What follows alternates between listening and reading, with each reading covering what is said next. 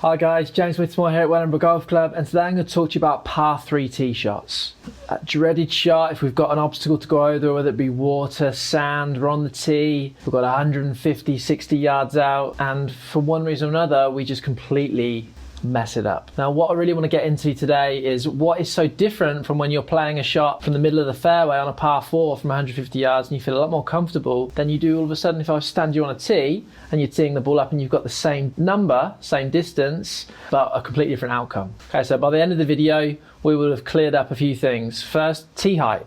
You know, how hard you tee the ball. Secondly, mindset. How's your mentality over the ball? What changes in your mind from teeing up on a par 3 to playing a second shot from the middle of the fairway from the same distance, but we get completely different outcomes? Okay, let's get stuck in and see what we can do.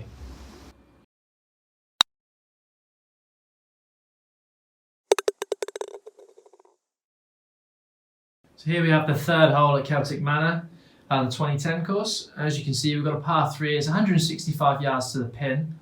As you see, all in front of us is water. And if I raise this up a little bit, you can see the cursor there. The flag is basically directly straight over the water there, and it's the longest part of the carry on the hole. So what we've got to think about is if we've got 165 yards to the pin, that's fine. I've got 140 yards to clear the water on the right hand side. Now the green is quite wide. I've got 140 yards to the green here. I don't really see the value in taking the flag on. Now, so percentage wise, you know, realistically, if I give myself a chance, I'm going to be happy.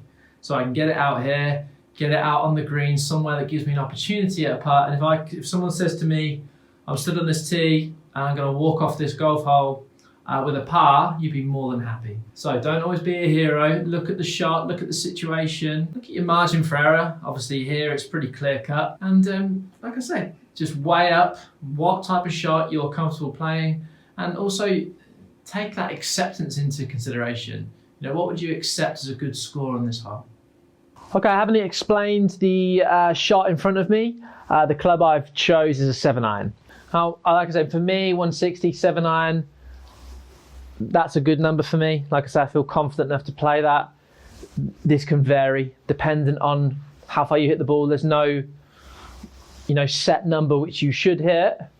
You want to hit the number you're comfortable with. So don't force it. If you feel like you have to force a 7-iron, don't do it. Take a 6-iron. Nice smooth swing, and you'll probably get a better strike anyway, because you won't be in the back of your mind, I need to hit this really well to clear the water. Take one more. Take into consideration other factors. Wind, elevation, what's that going to do to the conditions, temperature? What's all this going to do to your ball in the air? Just because I'm standing here on a flat yardage of 160 in a studio, it doesn't mean that when I step outside and play golf, I've got the same number, I'm going to hit the same club. I could be wearing 3 coats, it could be freezing cold, I'm not feeling too loose, I'm very stiff, I'll take another club. So again, play that in your mind, look at the whole situation, the bigger picture, not just what's in front of you. Okay, so first things first is tee height. Now because of the shot in hand, like I've got a 7-iron in my hand, this doesn't really differ too much. Now, this is a big thing which I see club golfers struggle with or change a lot. And psychologically, they think sometimes if I tee it up high, that will help me because I'm teeing it up high. I've got more chance of getting under it, or I can clip it off that tee, as opposed to when it's on a tight bit of ground from not teeing it up very high, I will struggle. Well, it actually has the opposite effect. If I tee the ball up, I'll just give an example here. So I've got my club in hand. My hand is the floor. If I tee the ball up just slightly, as you see there, and what I'm looking for is, as we know, we're looking for that descending blow with an iron. So if I'm hitting down it like so, the loft on that golf club is going to send the ball in the air. Now if I peg the ball up slightly, like that, for example, and as I'm hitting down on it, and I come in on that angle, I'm effectively getting right underneath it. I can catch the top of the club here.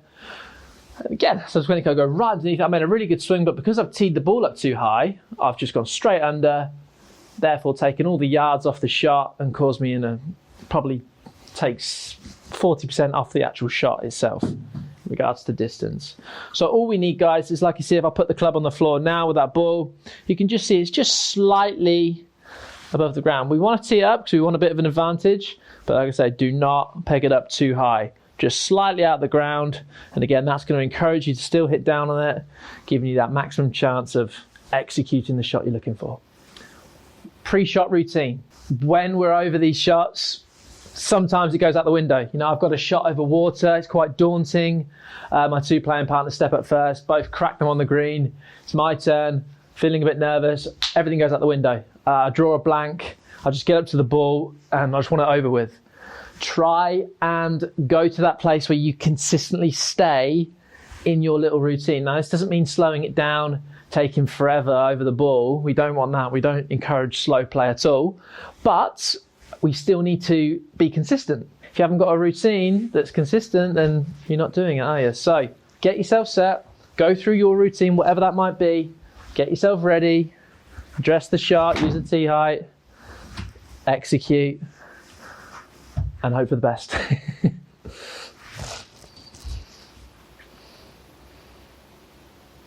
I mentioned at the start of the video mindset.